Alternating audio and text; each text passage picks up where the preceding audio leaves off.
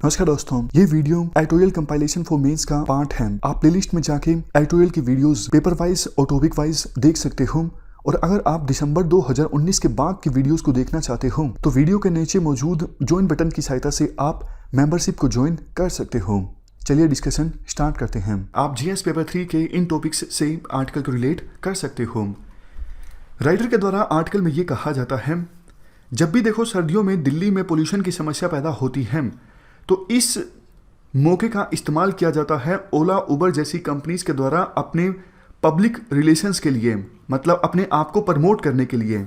अभी क्या हुआ, ऑड इवन फॉर्मूला इंप्लीमेंट हो चुका है दिल्ली में।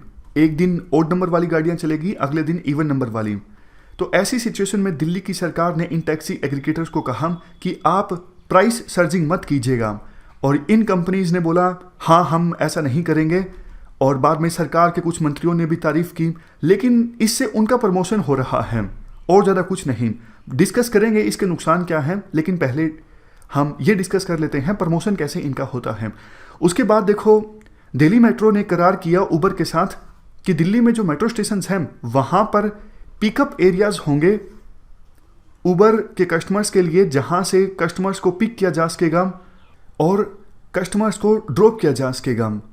सरकार कहती है इसका फ़ायदा ये होगा कि बहुत सारे ऐसे लोग जो दिल्ली मेट्रो का इस्तेमाल इसलिए नहीं करते हैं क्योंकि उनका ऑफिस थोड़ा सा दूर होता है मेट्रो स्टेशन से, लेकिन पिकअप एरियाज होंगे मेट्रो स्टेशंस पे, तो लास्ट माइल कनेक्टिविटी अवेलेबल होगी कस्टमर्स के पास और वो अपने पर्सनल व्हीकल का इस्तेमाल नहीं करेंगे, वो दिल्ली मेट्रो का इस्तेमाल करेंगे। तो इसका नाम दिया गया है first mile last mile connectivity. अब ध्यान से सुनिएगा, राइटर के द्वारा देखो ये कहा जाता है कि इन सब चीज़ों से फ़ायदा के बजाय नुकसान ज़्यादा होता है। अगर देखो ओला उबर जैसी टैक्सी अगर ज़्यादा ही सस्ती उपलब्ध होगी तो वो भी तो एमिट करती है ना, वो भी तो सड़कों पर दौड़ती है ना, इससे कंजेशन भी बढ़ती है। कंजेशन की वजह से इकोनॉमी को इतना ज़्यादा नुकसान होता है और व्हीकल्स की संख्या कम होने के बजाय बढ़ती है। एक तरफ सरकार कहती है हम ये चाहते हैं कि पर्सनल व्हीकल्स का लोग इस्तेमाल ना करें, लेकिन कोई ज़रूरी थोड़ी है कि सारे के सारे ओला उबर का जब इस्तेमाल करते हैं वो शेयरिंग बेसिस पे करते हैं, पर्सनली वो टैक्सी को हायर कर लेते हैं, तो ये तो उसी के समान हो गया ना कि वो अपने पर्सनल व्हीकल का इस्तेमाल कर रहे हैं। दिल्ली की सरकार ने लगाया ऑड इवन फॉर्मूला। अब इससे भी व्हीकल्स की जो सेल है वो और ज़्यादा बढ़ेगी। लोगों को लगेगा कि हमें परेशानी हो रही है कि हमारा जो व्हीकल है वो ऑड नंबर का है या फिर इवन नंबर का है, हम नहीं चला पा रहे हैं, तो वो एक दूसरा व्हीकल भी परचेज करने की कोशिश करेंगे, सस्ते वाला परचेज करने की कोशिश करेंगे, जिससे एमिशन और ज़्यादा होता होगा। तो कहने का मतलब ये है, ये जो स्टेप्स है ना, इनसे फ़ायदा नहीं होने वाला है। लॉन्ग टर्म सॉल्यूशन दिल्ली की सरकार को खोजना चाहिए। आमतौर पे विभिन्न जो सरकारें होती हैं वो ऐसे सॉल्यूशन को इम्प्लीमेंट करने की कोशिश करती हैं कि जिससे दिखे ज़्यादा कि हमने एक्शन लिया है, ताकि उससे इलेक्शन जीता जा सके, ये दिखाया जा सके कि हाँ हमने कुछ किया है।